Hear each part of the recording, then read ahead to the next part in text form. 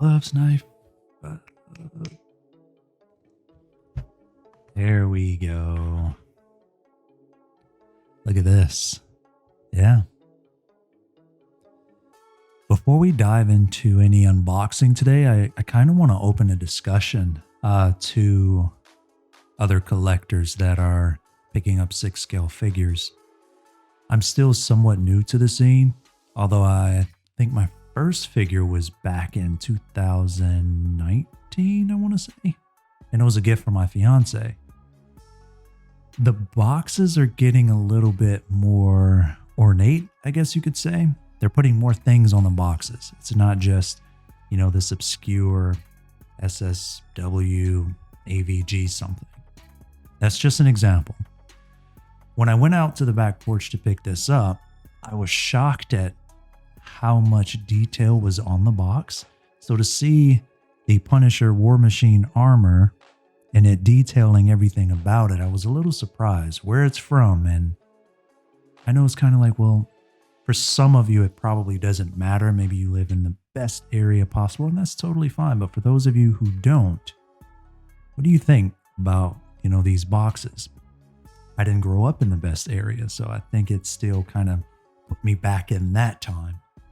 And outside of this, I think this is something that everybody can attest to. What's going on here? This is literally the box. That's my box. I feel like due to the price of shipping, it should be packaged a little bit better, maybe. I don't know. I just.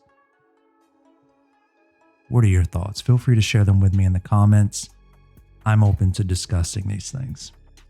For now, let's go ahead and dive into the unboxing of this. Let's just jump in and get it going. Alrighty, so this was kind of, I guess, a bit of a splurge. I never really had this particular piece on my list, although it's a villain character, or anti-hero, I suppose. Apologies. This character was never, or this figure rather, was never on my to-buy list. And due to him being part of the villain anti-hero list, I figured, we'll see. And recently, I had a lot of personal things going on and I just wanted to buy a figure. And my fiance ended up talking me into this one. I'm not mad though. I'm glad that I have him. I can't wait to open him up and start playing with the pieces and everything and getting him into one of the poses that I have planned for him. Now, for those of you who are still looking to pick this figure up, you can still pick him up over on Sideshow. I'll leave the link and everything in the description below. That way, if you're thinking about picking up a piece and you're just kind of waffling on about if you should or not, hopefully this video will help you pick it up. And you can always let me know in the comments if you feel like it was worth your time and your money. With all of that out of the way, we're going to go ahead and dive into the unboxing. Alrighty, so let's go ahead and crack open this box, check out what we have here. The first thing that I was captivated by was how textured this box is. Holy cow, there's some shiny pieces to it. There are like some really, really cool rugged portions to it. You have your credits here on the back. Again, that's textured as well in some parts of it. And then I've never received a box that first, slide out of the side. We need more boxes like that. There isn't any texture in the inside, by the way. And again, as you can see here, I lifted up the lip just to give you an idea as to how engraved that styrofoam is. On the inside, all of that stuff is there just to ensure that the figure is held in place. And then I wasted no time. I wanted to see the figure. I think we all want to see the figure first, right? We open up the box, that's the first thing we look at. So I figured, I'd let you all see just like a quick overview of how everything is placed within the styrofoam. Everything is placed very meticulous, very carefully placed, mind you. I love the fact that if I were to take off the fists on this figure, I could place them somewhere within the styrofoam without it feeling like the styrofoam is kind of lifted up at some parts, which I can't stand in some of my boxes. But let's get straight to this figure. So first things first, picking this thing up, it was heavy. This thing is up there with Thanos heavy, but I don't know. I feel like maybe this is a little bit heavier just because of some of the die cast portions of it. But overall, this thing is incredible. So I wanted to see the head sculpt first, but I felt like I took a little bit of too much time looking at this thing. I was just so captivated. I think I forgot I was recording. So apologies about that, but I was just awestruck. So good. So I also learned at the bottom of the styrofoam box here that I didn't look at it. I didn't flip it over or anything. Obviously, I have the figure. After goofing around with the box a little bit, I kind of felt underneath it that there was like this weird lift. And it didn't occur to me that I was missing my accessories because, again, I was so awestruck by this figure that I wasn't thinking. So the tray is there. Everything is secure. The payload is secure. We'll dive into that in a bit. So now let's dive into the accessories. So first things first, we have this closed fist here. This is going to be more of a relaxed fist. I know it's kind of weird to say, but I'll discuss why it's relaxed later. It's due to the mechanical portions in the hand. Now here is the, I guess, the activated fist, you could say, due to the mechanical rise of the, I guess there's like, I want to say an explosive region here. I don't know what you'd call this, but you can definitely see the side-by-side comparison with the fist there, that one portion is raised and the other isn't. And they're both pretty much the same fist. You just have that one extra rise in the other one. Then you also have this really cool articulated hand. I've had articulated things as far as hands in the past, but this thing is just, it's so cool. And the joints are very tight. Like, I don't feel like the fingers or anything will fall later on or anything of that nature. This is just a really, really cool hand. Very articulated. And then here we have more of a straightforward hand. This one, though, is going to hold up. So if you're trying to charge up a repulsor blast, it's angled that way in the joint for that reason. Versus the articulated hand, it doesn't have it. Then here you have the head sculpt resting portion of it. And this is rubber. This is not die cast, although it looks it. Pretty straightforward head sculpt going there so that it can have a seamless look to it. Then here we're going to discuss the machine gun explosion effect. Really cool, very sharp, but I love the effects of it. That you got to have a little bit of muscle to put these things in, but it's pretty straightforward after that, but be careful. Then here you have the assault rifle effect. Again, this is very sharp, very cool. Not as cool as the machine gun effect, but it does look cool regardless.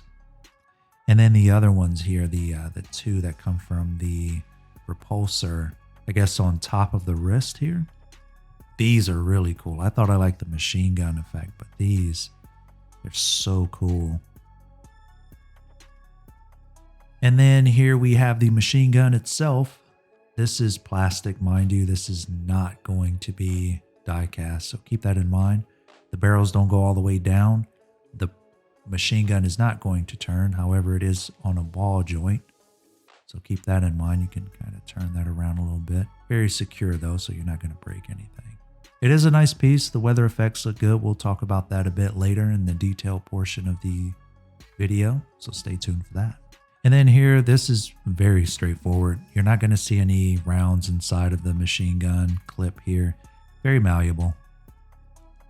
And then here we have the forearm. I guess you'd say this is the rifle part of it, but either way, this goes below the forearm. It's pretty straightforward. You're not going to have any effects with this though, so keep that in mind, but it does make them look really, really menacing. Then we have the assault rifle here. This can spin 360. It's got a slider on it to where it can look as if it's resting, or if you need it to protrude a little bit more. This is also plastic. And then the base, I wish the base were a little bit bigger, and I would have liked the nameplate to have been metallic, you know, or machine die cast. Maybe throw some bullets in it or something. I don't know. That's just me, but I feel like it's good. I like it. It's textured. Pretty cool. And then the crotch grabber, I would have preferred the pincer-like thing, but you know, this is what we got. Moving on to the face sculpt. Now this face sculpt, look at this. Come on. Come on. Look at that. The scrapes and the scars in his face, the veins. All of that stuff is raised, mind you. This isn't just painted on. This isn't a paint application per se. They apply paint applications to the markings in the veins, which look really good, as you can see. The hair sculpt, the hairline looks nice. Jawline is really good. We also have the wrinkles here in the chin and the corners of the nose. We have the scar there in the eyebrow. This is a really, really nice sculpt. The only thing here, if you notice the line in the top of the sculpt there, that's the only thing that kind of bothers me. But I also understand in production, it's very hard to make that appear seamless. So that's probably my only concern with this sculpt. But other than that, this is definitely one of my top sculpts in my collection. Definitely top 3. The wrinkles there in the neck. Again, the hairline on the back, the waves in the hair. This is a strong, strong head sculpt. Very nicely done. So we can't just do a face sculpt without doing the helmet. The helmet, really cool. I don't have an Iron Man, nor do I have a War Machine, but I really love the way that they painted the Punisher on the War Machine. It is so cool. The range of motion is there. You can look all the way up. You can look down. You can look left. You can look right. There's a battery compartment here, which is very seamless. You can't even tell where it is. I'm going to show you though, just in case you're curious. You're going to put your batteries in here, and what's going to happen is it's going to illuminate the eyes on the helmet. Very nice. But be careful when putting this back on though. That little dip, you want to put that in first. You don't just want to clip it from the back and then forward. You got to be careful with that. So very cool. Very, very, very cool. So for those of us who are deceived by lighting, I figured I would add a lighting portion to the video. You know how it can be. You think that the head sculpt looks one way and the lighting that's coming from the side and then maybe from the bottom. So I figured, why not show you the head sculpt with the lighting kind of free flowing. That way you don't feel deceived if you pick it up and it just doesn't look right in a detail or something that you have. And I went ahead and I threw the figure on a turntable with the head sculpt and with the helmet. Again, just so that you can get an idea for what the figure looks like without just me holding the head sculpt and just showing it with lighting on the face sculpt and on the helmet. You can kind of get an idea for what it'll look like. I think I'm personally going to go with the War Machine helmet though. I'm probably not going to do the head sculpt, even though I really like it. I don't know, it completes it for me. The helmet here is just, it's the full kit. I can't. I like the head sculpt, but I just can't do it.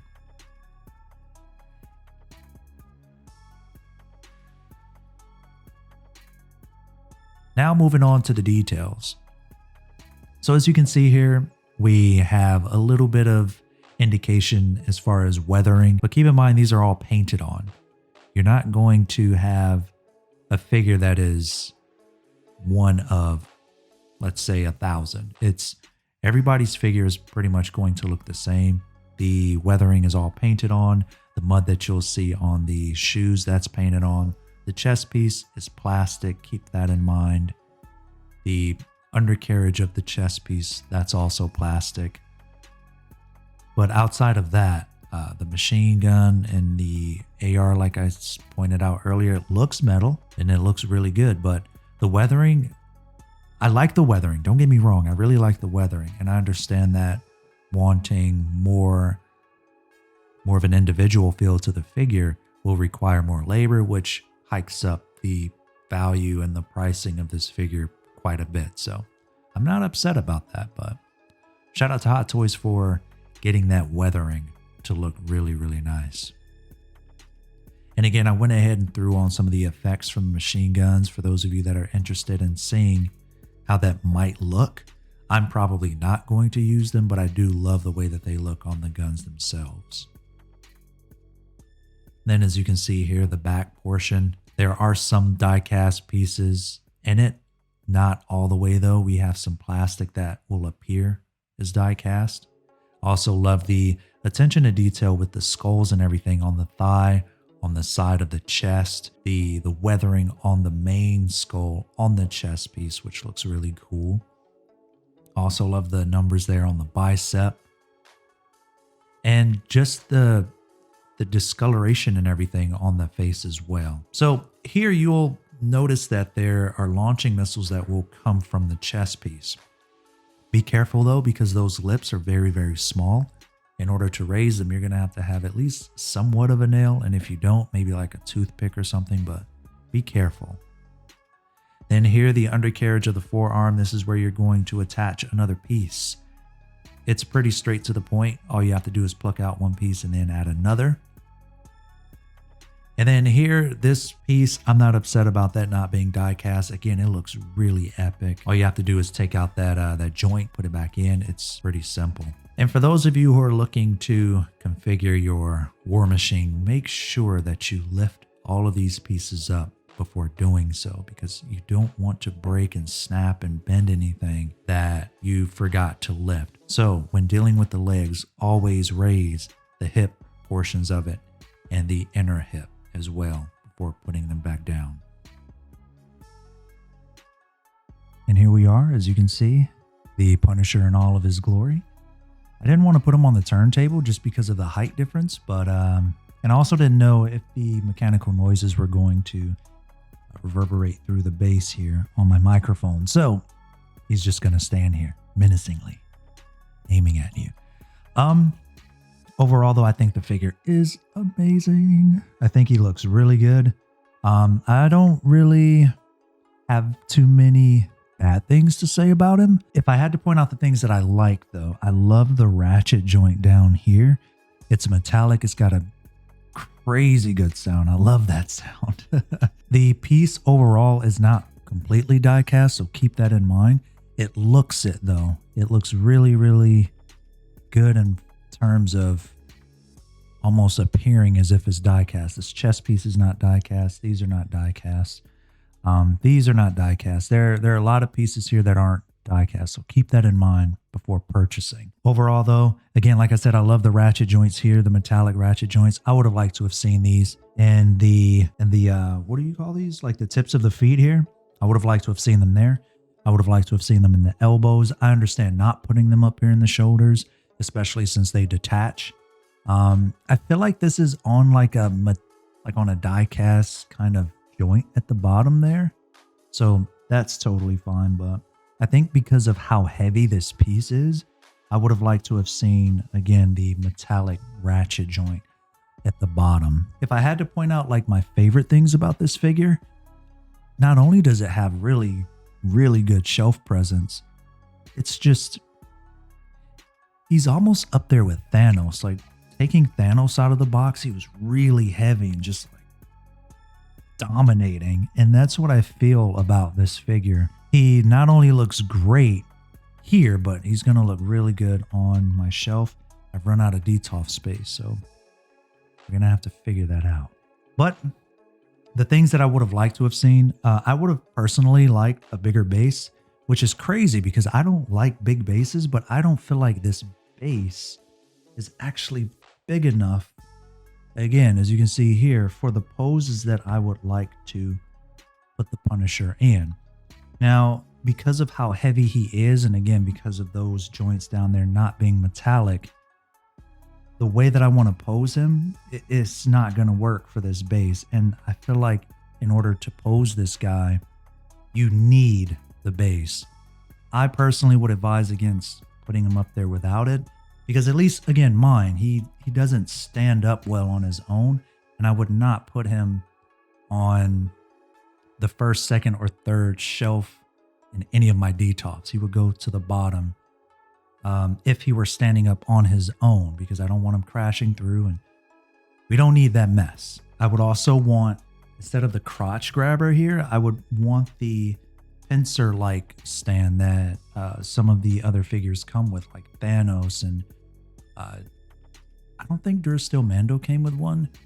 Like Darth Maul, and a couple of those. Just because I would have liked for him to have been in like a really cool like floaty pose, kind of getting ready, just like this, but again, floating. But with a figure this heavy, and especially again already talking about how I feel like he should have more die-cast parts and components, I don't know if that would have been possible. Just because again, I've never put a figure in like a flight pose kind of situation. So because of that, I still would have liked I would have liked a bigger base though, regardless. Outside of that though, I think the figure is great. I don't know if I feel it's worth $394. I probably would have said maybe $360. Again, just because I feel like them marketing it as a die-cast piece. I understand some of the components might have to be plastic, but I don't understand, for example, like the chest piece that pops out is plastic. And, overall, it's a great figure. I like it. If you're going to pick this up, the Punisher, the War Machine Punisher, still on Sideshow. The link is going to be in the description below. If you like this video, hit the thumbs up button. Leave a comment down below if you'd like to see something specific. We do have a couple other figures to do rapid reviews on. I can see a couple from here right now. If you'd like to see more rapid reviews, let me know. These are just more in-depth unboxing and review videos. So if you'd like to see something new to the unboxing and review videos, feel free to leave your thoughts down below in the comment section. And check us out on our social media. We have a Twitter and we also have an Instagram. Different names though. Instagram's going to be Boston Collectors. Twitter's going to be MA Collectors. So if you'd like to support us on social media, feel free to share and communicate with us there. That's going to be it for today. This is Jonathan with Boston Collectors, and we'll catch you all on the flippity flop.